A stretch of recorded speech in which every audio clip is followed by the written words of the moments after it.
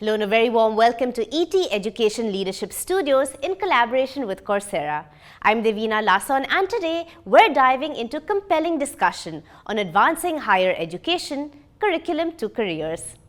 Now, this series unpacks the dynamic shifts in higher education, from the surge of online learning platforms and the rise of industry-focused microcredentials to the transformative influence of Gen AI and tools like ChatGPT on education and employment landscapes.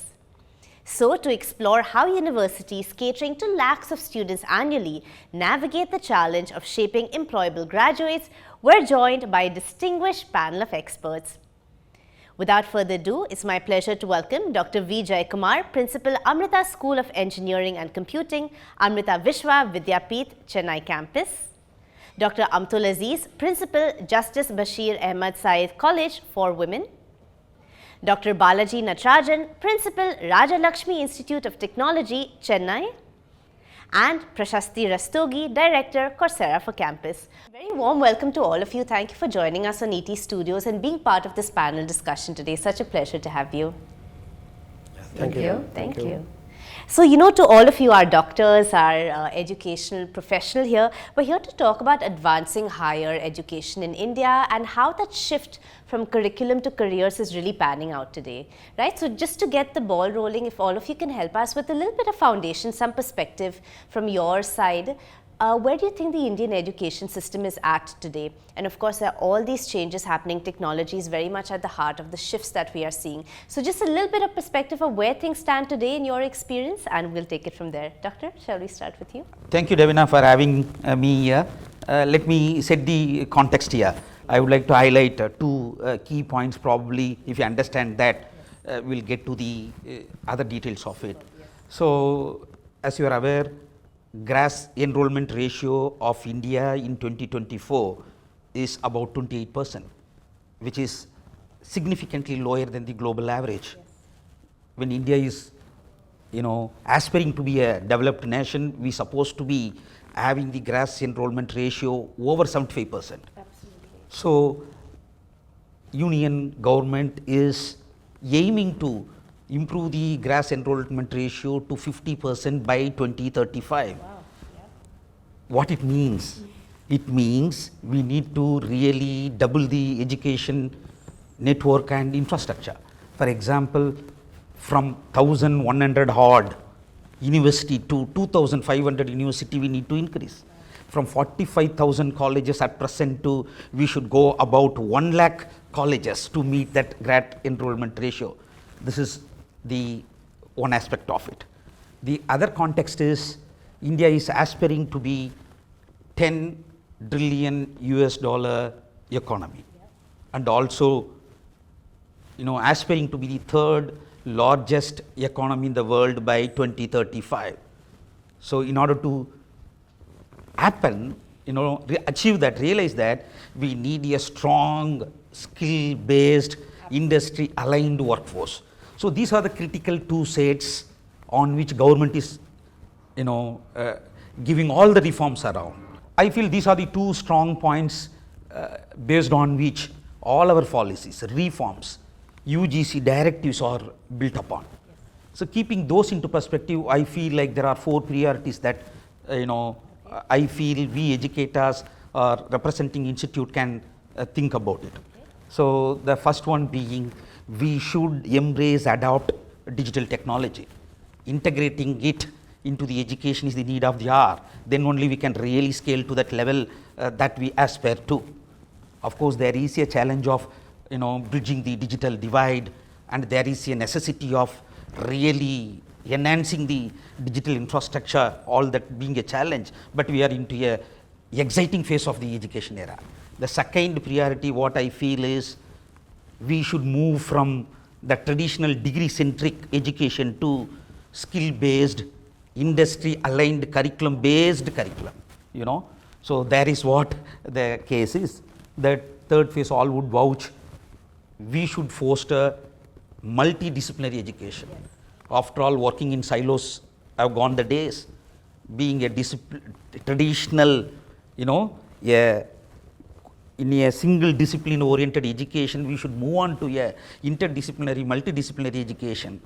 So, the finally of course, faculty being the hub of the wheel, they should be empowered, they should be given the training. I feel these are all the 4 priorities I could think of, at this interesting time we are in. Absolutely. Thank you, Doctor. We're going to deep dive actually into all those points you've just brought up, all 4 priorities, really integral to our conversation.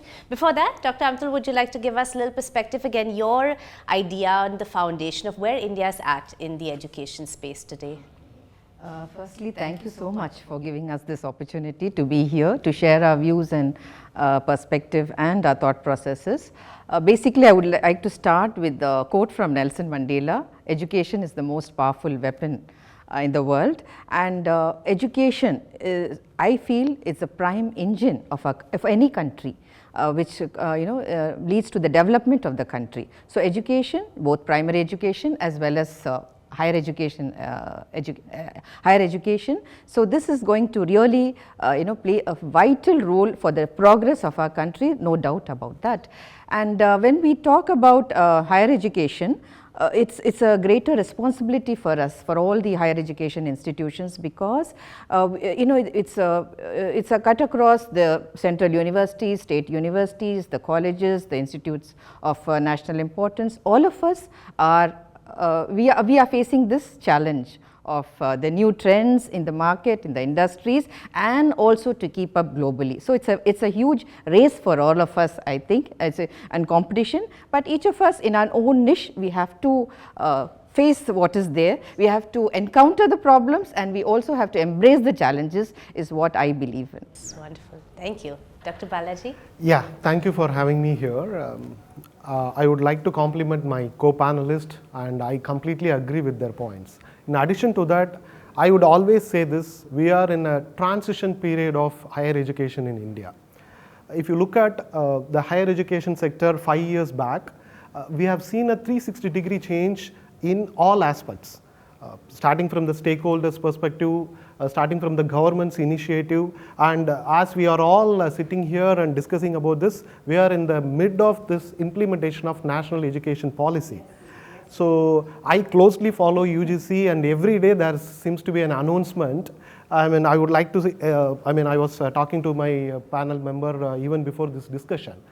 Yesterday, UGC chairman has come up with a new initiative where he wanted to introduce extended learning and control learning. For example, if slow learner can take up more time to complete his degree, wherein a fast learner can accelerate his learning and he can complete his degree prior to the stipulated time. So, this is just a tip of the ice what we are going to discuss today, and I see, if I want to summarize, we are slowly moving from traditional learning, teaching learning pedagogy to the competency based learning and pedagogy, because I firmly believe skills are the one who are going to pay the bill in the near future. So, skill based learning, earlier if you talk to educators about skill based learning 10 years back, we would all pounce on you. We would say education is all about fundamentals and foundation, but the scenario is slowly changing. We are also slowly realizing that the workforce what we want to give to the nation in the near future need to be equipped with efficient skills and competency. So, I would again reiterate, we are standing in the middle of a huge transition in higher education sector. Absolutely. Lots of challenges, but very exciting times as well, definitely. And Prashasti, so in your experience, what would you say are some of the key tips and trends that you're observing in the Indian education space that all educators and institutions must be aware of to stay abreast? Yeah, thank you for the question. Wonderful points by the educators here. I completely am in resonance. And this also reminds me, there's a book called Range written by David Epstein, right? And he's made certain observations between journalists and specialists. And he says, what we are is through practice and not theory, right?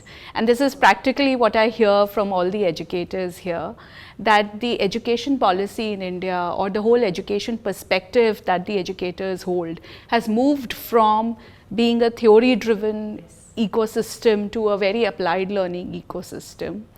And in case of applied learning, the concept of skills is very acceptable. when we talk about skills, we always talk about what the industry needs from the workforce. So educators have a huge responsibility of actually building the future talent. And the future talent can only be built if industry aligned learning comes into the classroom. Students are able to get the right skills, apply those skills. So that's the digital transformation we are all moving towards. And the regulator says up to 40% of the learning can come from online sources. The intent is to make sure there's a good marriage between skills and education, so that we move towards a more able workforce, towards the $10 trillion economy goal, as Dr. Jayakumar pointed out. Absolutely, absolutely. So Dr. Jayakumar, let's bring you in on this. I mean, such a vital point everyone has brought up. So how are educational institutions bridging that skill gap? We could talk about the entire gamut, of course, from online learning solutions, hybrid solutions, but what are really some of the key and fundamental ways in which the skill gap is being addressed?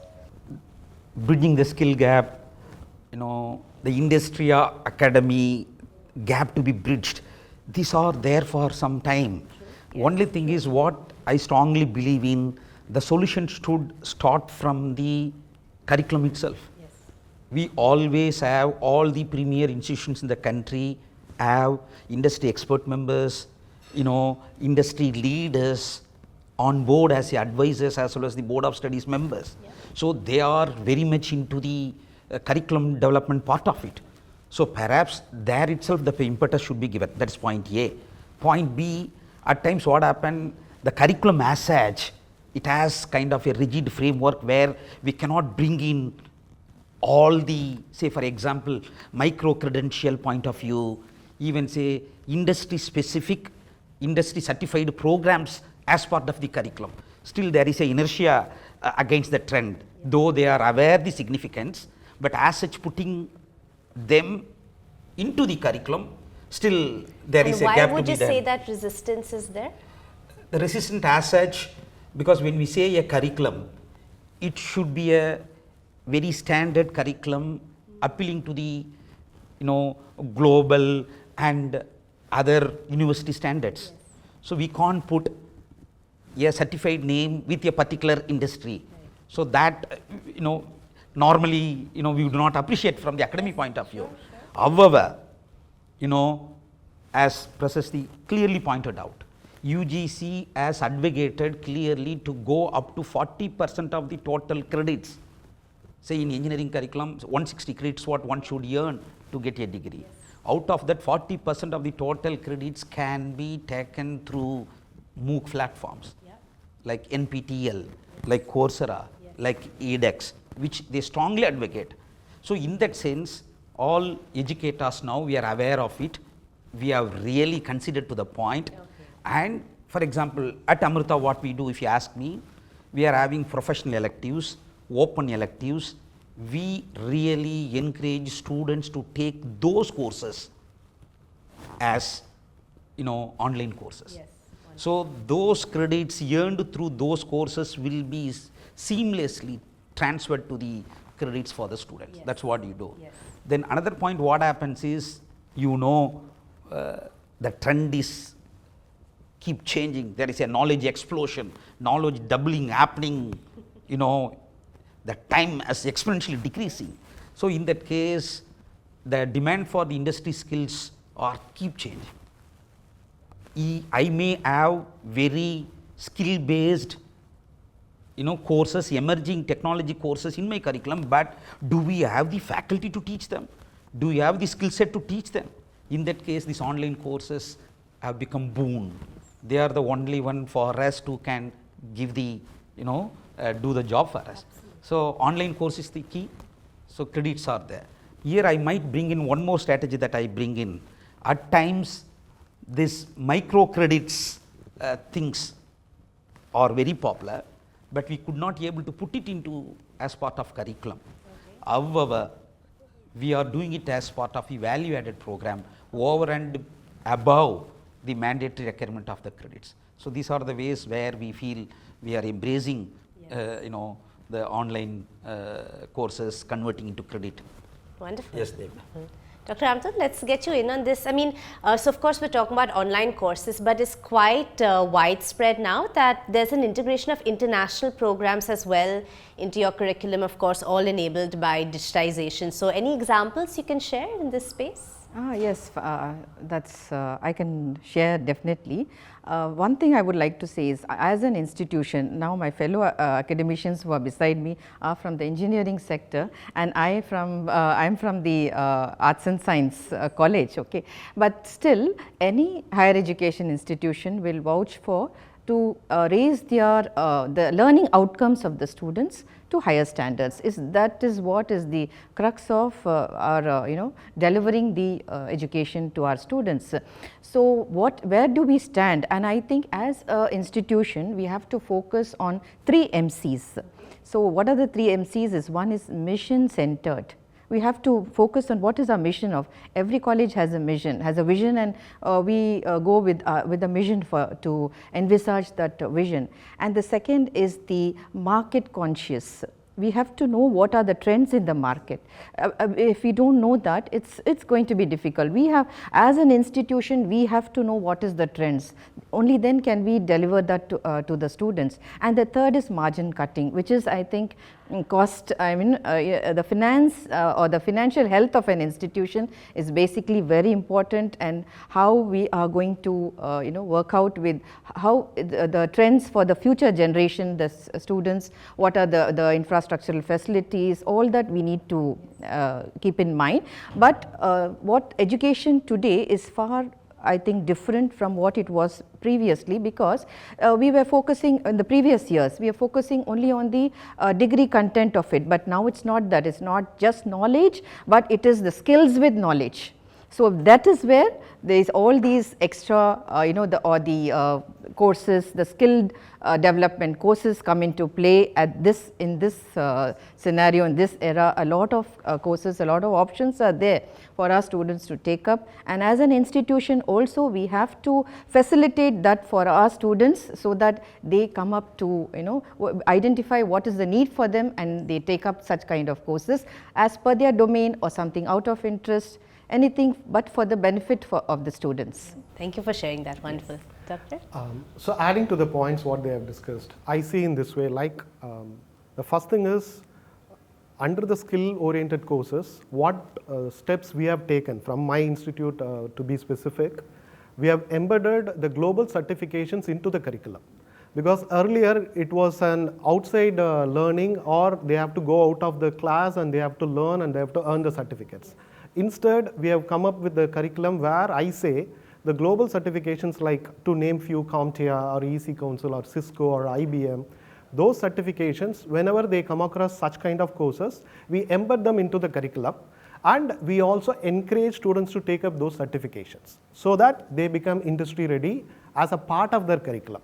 So it removes the headache of their extra learning, or they need not to stretch away from or stretch extra from their regular classes. That is one aspect. Second thing, thanks to EdTech platforms, thanks to COVID, again our students right now leverage to the fullest efficiency of the EdTech platforms like Coursera.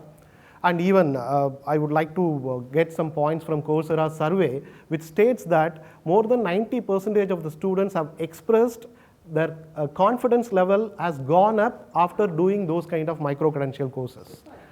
And India is opening up. We have already seen 2 foreign universities landing in our country. So I firmly believe these kind of global certifications, what they acquire in their curriculum, will also allow them to enhance or extend their education.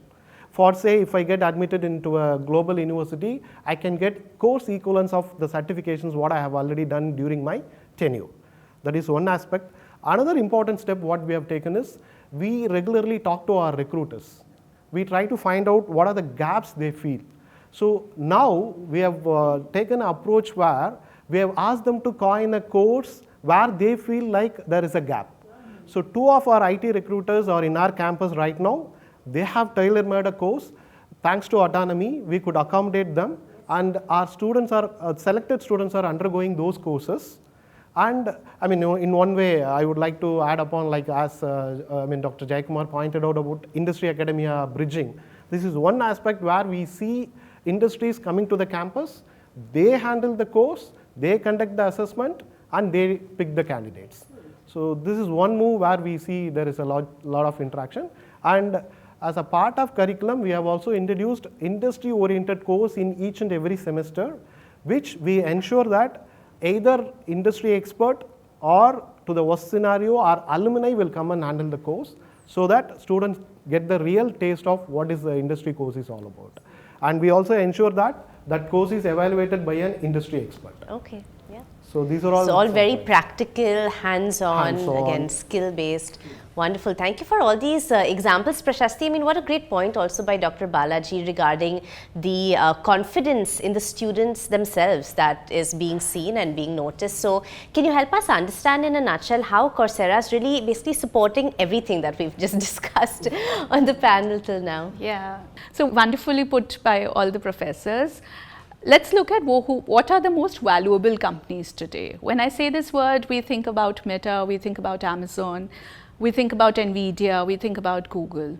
At Coursera, we have had the fortune of working with everybody because we believe data and AI are core to the processes and the strategy of today.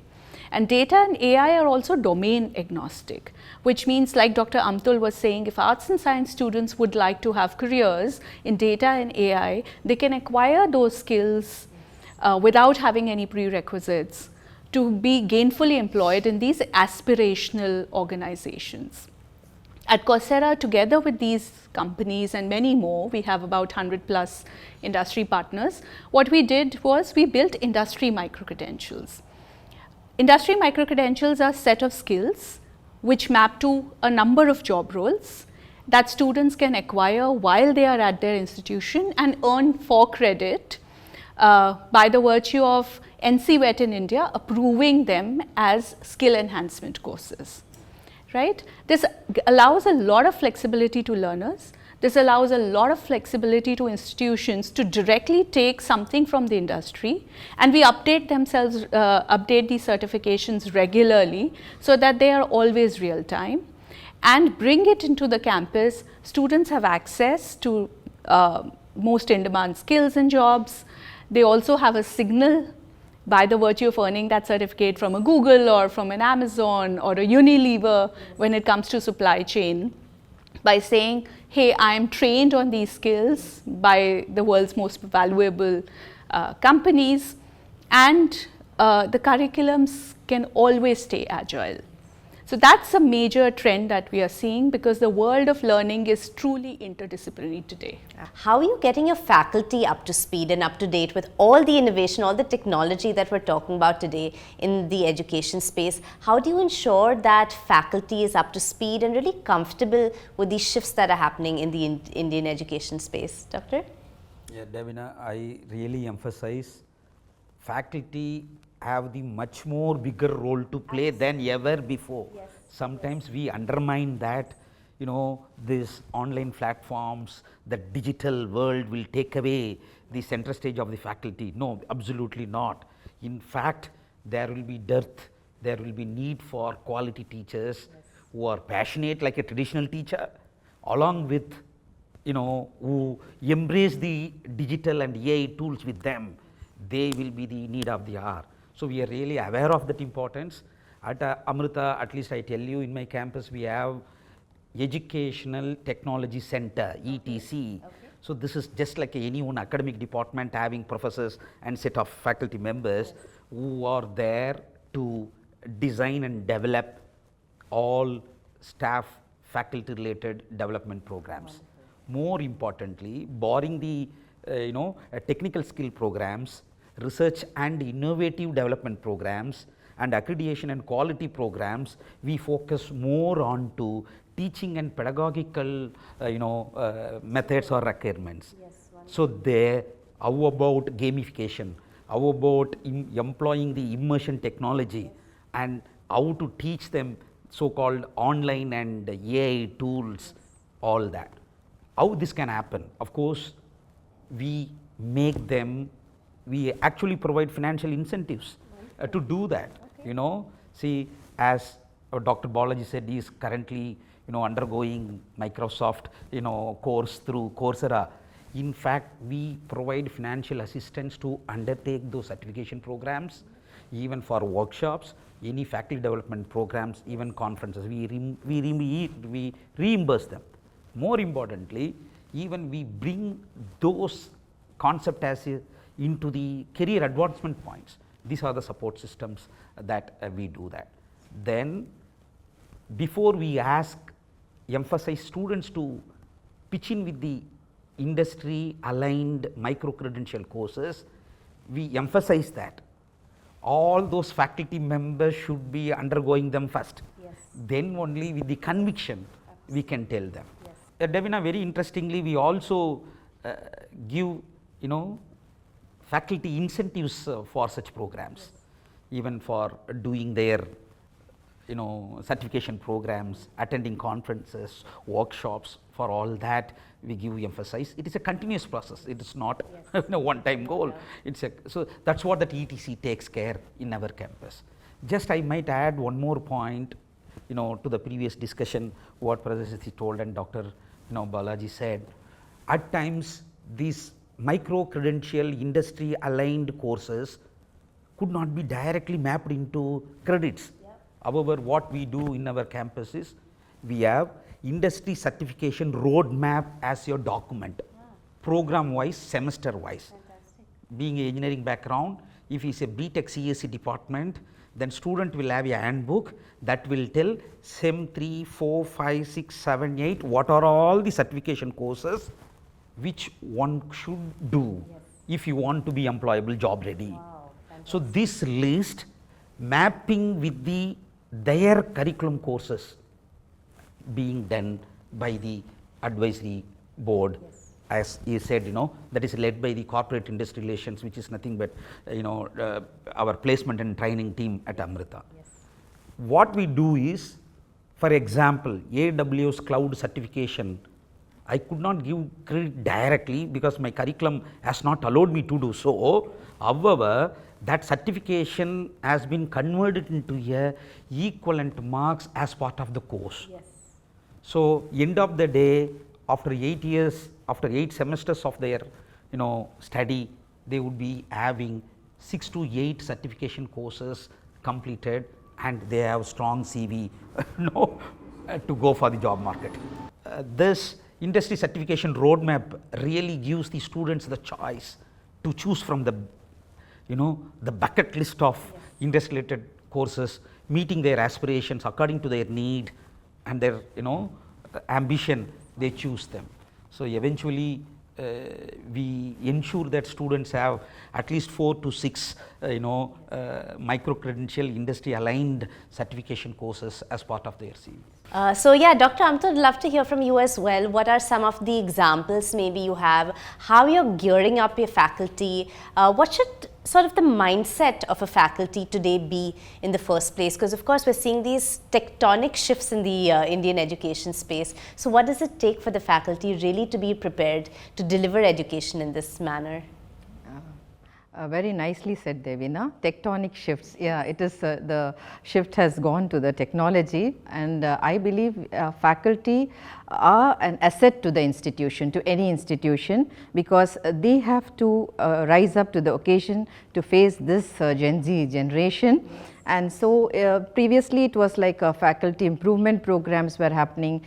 We also have faculty development programs, faculty enrichment programs. So now I think it's to be called as faculty skilling programs, because FSP I think is the new USP. So that faculty are they kind of they have to enlighten the students. So they have to have that total learning which has to be done so as to face the students. So even now it's becoming difficult for the new recruitments, because faculty have to develop themselves, they have to enhance their capabilities, and with respect to facing the students, they have to do the extra courses, they have to be skilled in order to, in all kinds of in their domain also. Of course, knowledge domain, it keeps changing, they have to update their knowledge. That is one aspect. The second aspect is with this digital role they have to, which is coming up, and the AI and all the AI tools and transformation which is happening.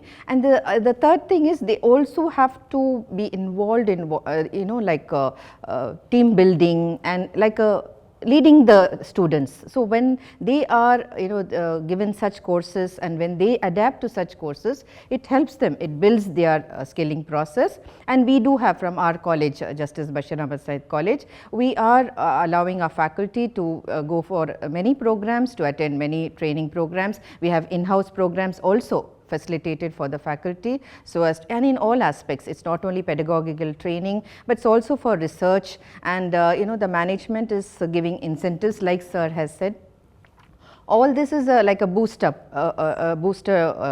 energy for the to energize the faculty, I would say. And also we have the seed money which is being given if staff are willing to go for some projects, research projects. It's one thing is that they apply for other projects outside for any grants or singly, and but the institution, the management also comes forward to help such staff who are interested with respect to research. So unless the staff are skilled and in research aspects also, will they be able to cater to the needs of the students, identify and also at problem solving for the students. Yes, yes, yes. They must have that experience themselves so before as they to deliver it. Deliver that. So the focus is how best we could do quality enhancement and content delivery also. Yes, wonderful. Thank you for that.